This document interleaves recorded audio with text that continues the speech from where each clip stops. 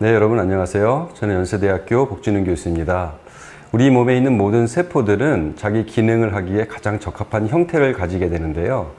밖에서 오는 소리 신호를 감지하는 청각세포도 마찬가지로 밖에서 오는 여러 가지 청각 소리 신호들을 가장 정확하게 인식을 해서 뇌로 전달할 수 있는 그런 형태를 가지고 있습니다. 그래서 오늘은 이런 청각세포들이 어떤 형태를 가져야 되고 그런 것들이 어떻게 형성되어 가는지에 대해서 살펴보려고 합니다. 소리라는 것은 참 재밌는데요. 우리가 의미 없는 소리들도 있지만 제가 여러분한테 지금 말씀드리는 것처럼 제가 말하는 것을 여러분들이 다 이해하실 수 있잖아요. 이런 것도 이제 언어라고 하는데 이 언어는 소리로 구성되어 있고 그 다음에 자음과 모음으로 구성되어 있는데 이런 것들을 여러분들이 다 이해하실 수 있는 거죠. 어떤 말을 하는지 청각세포가 하는 일이 바로 그것입니다. 제가 예를 들어서 여러분한테 제가 큰 강을 따라서 배를 타고 가고 있는데 양 옆에는 아주 웅장한 산이 있고 멀리에서도 큰 산이 보이고 그 사이로 파란 하늘이 있고 구름이 흘러간다 라고 말씀을 드리면 아마도 대부분은 이런 것과 비슷한 이미지를 여러분 머리에서 떠올리실 것 같아요. 그러니까 이게 사람이 살아가면서 자기의 경험을 얘기하고 또 자기가 생각을 얘기하면서 서로 소통하는 것은 우리 인간이 살아가는데 굉장히 중요한데요. 이러한 중요성에 대해서 예전에 보지 못하는 장애하고 듣지 못하는 장애 둘 다 가졌던 이 헬렌 켈러 여사가 하신 말씀이 있는데 뭐라 그러셨냐면 듣지 못하는 것의 문제는 보지 못하는 것의 문제보다 훨씬 더 깊고 중요하다. 왜냐하면 보지 못하는 것은 우리를 사물로부터 분리시키지만 듣지 못하는 것은 우리를 사람으로부터 분리시키기 때문에 그렇다라고 말씀을 하셨어요. 그래서 실제로 헬렌 켈러 여사가 가장 힘들어했던 것은 사람과 소통하지 못하는 그런 문제였었습니다. 그래서 우리가 그러면 소통을 하고 언어를 알아듣고 소리를 인식하려면 소리가 어떻게 구성되어 있는지에 대해서 살펴보는 것이 중요한데요. 소리는 사운드 바이브레이션, 음파라고 부르는 것이죠. 그래서 공기 중에 있는 파티클들, 공기 중에 있는 물질들을 진동시켜서 나는 것들을 우리 귀는 소리라고 인식을 하고 우리 뇌는 그것을 의미 있는 소리로 인식을 하게 되는 것입니다. 그래서 음파는 크게 두 가지 구성 요소가 있는데요. 첫 번째는 높낮이죠. 높낮이, 여기서 이제 frequency라고 부르기도 하고 주파수라고 부르기도 하는데 1초에 한 번 진동하는 것을 1헐츠라고 부르게 됩니다. 그래서 헐츠가 높으면 높을수록 높은 음이라고 우리가 인식을 하게 되고요. 헐츠가 낮으면 저음이라고 인식을 하게 되는 것이죠. 그래서 예를 들어서 260헐츠 소리를 듣게 되면 이 정도 소리의 음이 되고요. 반면에 515헐츠 소리를 듣게 되면 이런 소리라고 우리가 귀에서 인식을 하고 뇌는 그것을 받아들이게 되는 것이에요. 하지만 이건 우리를 소리를 인식하지만 실제로는 진동인 것이죠. 공기 중에서 260번 진동한다. 이렇게 이해하시면 될 것 같아요. 또 하나는 소리가 들어오면 이게 우리가 얼마나 작은 소리인지 큰 소리인지를 구별할 수 있잖아요. 그것을 구별하게 해주는 것은 이 세기, 진폭 또는 앰플리튜드라고 부르는데요. 많은 경우에 이걸 데시벨 이렇게 우리가 인식을 하죠.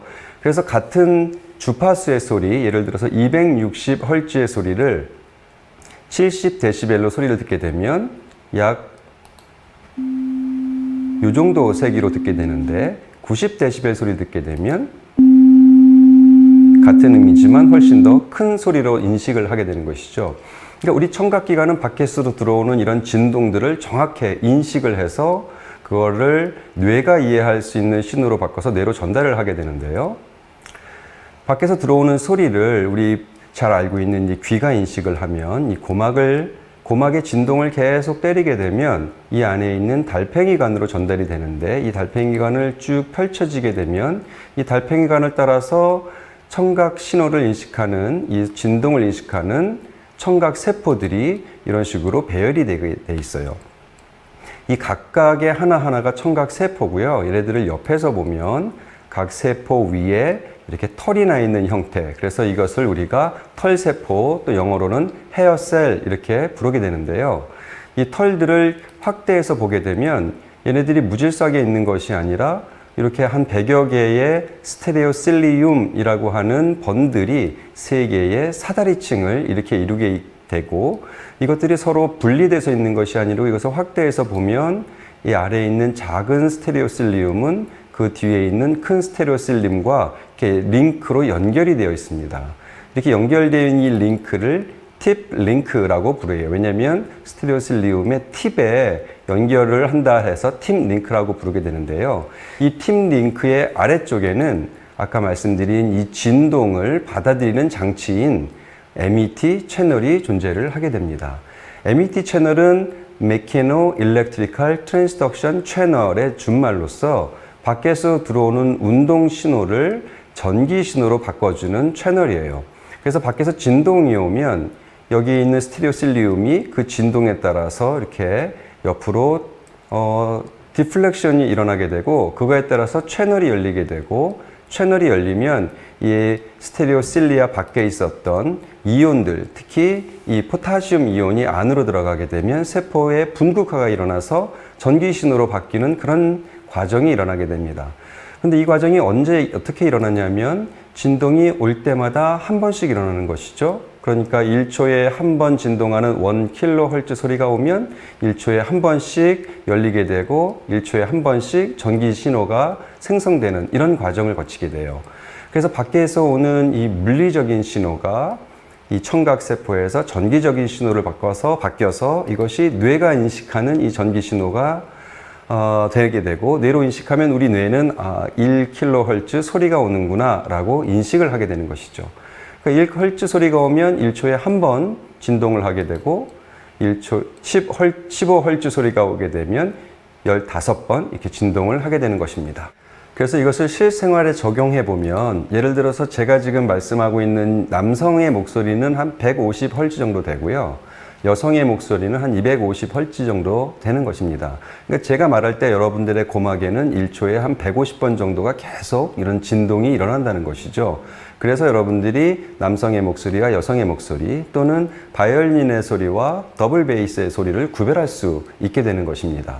그런데 문제는 이렇게 하나의 주파수만 들어올 때는 얘네들이 주파수의 진동에 따라서 진동을 하면 되는데, 여러 주파수가 한 번에 들어오게 되면 이걸 어떻게 구별하느냐 하는 문제가 생기게 되는 것이죠. 이런 문제를 해결하기 위해서 우리의 코클리아, 우리 달팽이관은 토노토피라는 구조를 갖게 되는데요. 토노토피라는 말은 그리스에서 왔는데, 토노는 톤, 그러니까 높낮이 음을 얘기를 하고요.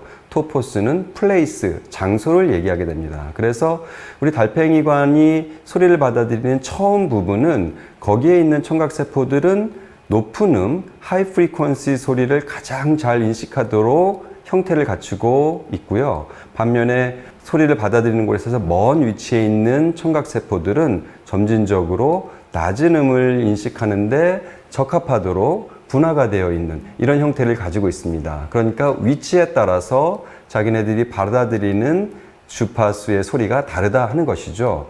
이것은 마치 피아노 건반과 비슷한데요. 여러분들이 피아노를 보면 왼쪽에 있는 건반은 낮은 음을 잘 소리를 낼 수 있도록 형성이 되어 있고, 오른쪽에 있는 건반들은 점점 높은 음을 내도록 형태가 갖추어져 있는 것과 비슷한 원리라고 보시면 될 것 같습니다.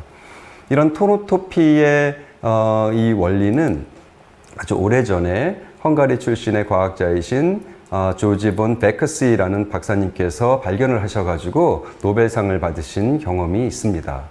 이 토노토피를 연구하고 또 청각기관을 연구할 때 우리는 두 가지 동물 모델을 주로 사용을 하는데요. 이렇게 아주 예쁘게 생긴 생쥐 모델, 마우스 모델을 사용하기도 하고, 또 더 예쁘게 생긴 이 병아리 같은 조류 모델을 사용하게 되는데, 마우스 모델은 유전학 연구를 하기에 가장 적합한 모델 중에 하나이고요. 조류 모델은 발생학을 연구하는데 아주 적합한 모델로서 저희들이 주로 사용을 하고 있습니다.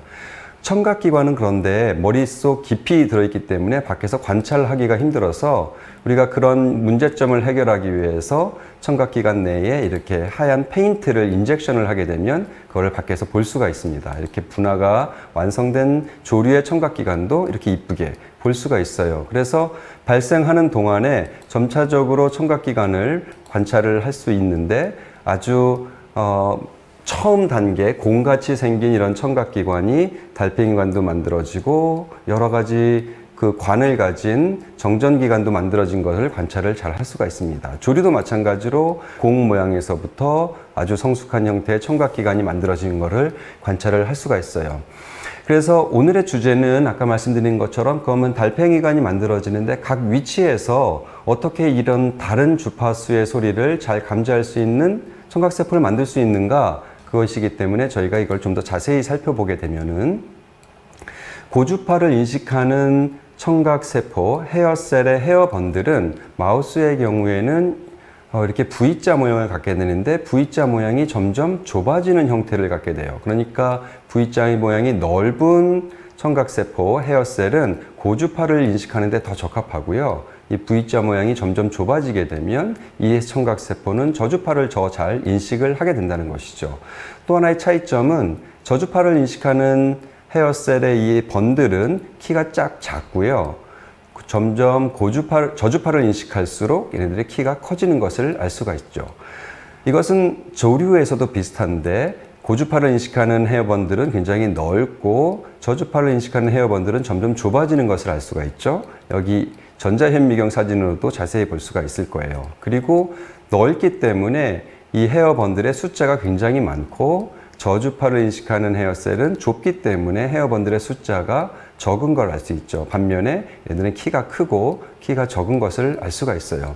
그러니까 제가 처음에 말씀드린 것처럼 우리 몸에 있는 모든 세포는 자기의 기능을 하기에 가장 적합한 형태를 가졌다고 했는데 이 청각세포의 유모들도 자기가 감지해야 되는 주파수를 인식하기에 가장 적합한 형태를 갖고 있다는 걸 알 수가 있는 것이죠. 그럼 도대체 얘네들이 어떻게 이런 형태를 갖게 되는 것인가? 그러니까 발생을 하는 동안에 어떤 과정을 거쳐서 이렇게 키가 크고 키가 작은 또는 번들이 많고 적은 이런 헤어셀을 만들 것인가를 알아보기 위해서 저희가 했던 것은 이 달팽이관을 세 등분을 해가지고 각 달팽이관 위치에 있는 세포들이 발현하는 유전자들을 검사를 했는데 그 유전자 검사는 차세대 염기서열 분석, NGS 또는 Next Generation Sequencing 방법을 해서 고주파를 인식하는 세포들이 발현하는 유전자들과 저주파를 인식하는 세포들이 발현하는 유전자들을 분석을 해봤습니다. 그랬더니 이렇게 대단히 많은 유전자들이 발현을 하고 있는데 우리가 관심이 있었던 것은 뭐냐면 고주파에서 저주파로 갈수록 점점 유전자 발현이 많아지는 것. 여기서 파란색은 유전자 발현이 적다는 것을 보여주고 빨간색은 유전자 발현이 많다는 것을 보여주는데요. 보면은 고주파에서 저주파 쪽으로 점점 유전자 발현이 많아지고 있죠. 또는 반면에 고주파에서 유전자 발현이 많다가 저주파로 갈수록 유전자 발현이 적어지는 이런 유전자들의 관심을 가지고 조사를 해봤습니다. 그래서 저희가 가졌던 그 결론은 뭐였냐면 이렇게 고주파부터 저주파까지 여러 가지 형태를 갖는데 점진적으로 달라지는 형태를 갖기 위해서는 점진적으로 다른 유전자 발현량을 가져야 된다는 것이고, 즉 유전자 발현량의 기울기가 중요하다는 것이고요. 그런데 유전자 발현을 다르게 하려면 누군가가 세포한테 얘기를 해줘야 되잖아요. 그렇게 얘기를 해주는 것을 신호전달 물질이라고 부르는데요. 그래서 이 신호전달 물질은 이 세포들한테 너는 유전자를 많이 발현해라 또는 너는 유전자를 적게 발현해라 이렇게 얘기를 해주는 우리 몸에 있는 그런 단백질들인데요. 이 단백질들도 이렇게 기울기를 가져야 된다는 것이죠. 그래서 저희가 NGS 분석을 통해서 발견한 것은 뭐냐면 우리 몸에 있는 많은 신호전달 물질 중에서 이 소닉 헤지옥이라고 하는 신호전달 물질이 이렇게 기울기를 갖게 되고 그 기울기 때문에 유전자 발현에 기울기가 생기게 되고요. 이런 유전자 발현의 기울기이기 때문에 청각세포들이 똑같은 형태가 아니고 점진적으로 다른 형태를 갖게 돼서 각 세포들이 누구는 고주파에 또 어떤 세포는 저주파를 인식하는 데 가장 적합한 형태를 갖게 된다는 것을 알게 되었습니다. 그러면 소닉 헤지옥이라는 것이 정말로 이 일을 하는 것을 어떻게 알 것인가 하는 것인데요. 저희가 이것을 알아보기 위해서 어떤 생각을 해봤냐면 만약에 소닉 헤지옥의 농도가 많을 때는 고주파를 인식하는 세포를 만들게 되고 소닉 헤지옥 농도가 적게 되면 저주파를 형성하는 세포를 만든다면 이 농도를 아주 세게 해주든가 모든 세포에서 또는 모든 세포에서 이 강도를 적게 해주면 원래 만들어야 되는 세포가 아니고 다른 주파수를 인식하는 세포를 만들게 되는 것이 아닌가라고 생각을 하게 됐고, 그 가설은 이렇게 볼 수가 있는 것이죠. 모든 세포들이 아주 강한 소닉 해지역 농도를 갖게 되면 원래 여기 있는 세포들은 고주파를 인식하는 세포를 만들어야 되는데 소닉 해지역 농도가 강해졌기 때문에 저주파를 인식하는 세포를 만들게 되지 않을까 하는 것이었어요. 그럼 이것을 어떻게 테스트할 것이냐 하는 것인데, 이것을 테스트하기 위해서 저희가 처음에 사용했던 것은 이 조류 모델을 사용을 했습니다. 조류의 배알을 키워야 되기 때문에 우리가 세이브존이나 이런 마트에 가가지고 수정란을 사서 이것을 인큐베이터에다 키우게 되면 여기에서 이렇게 배아가 자라는 것을 볼 수가 있어요. 이걸 현미경하에서 보면 이렇게 조류의 배아가 잘 자라는 것을 볼 수가 있고요. 이걸 더 확대해서 주변에 잉크를 좀 넣어주게 되면은 여기 공 같은 것이 보이시죠? 이것이 초창기에 발생하고 있는 달팽이관이에요.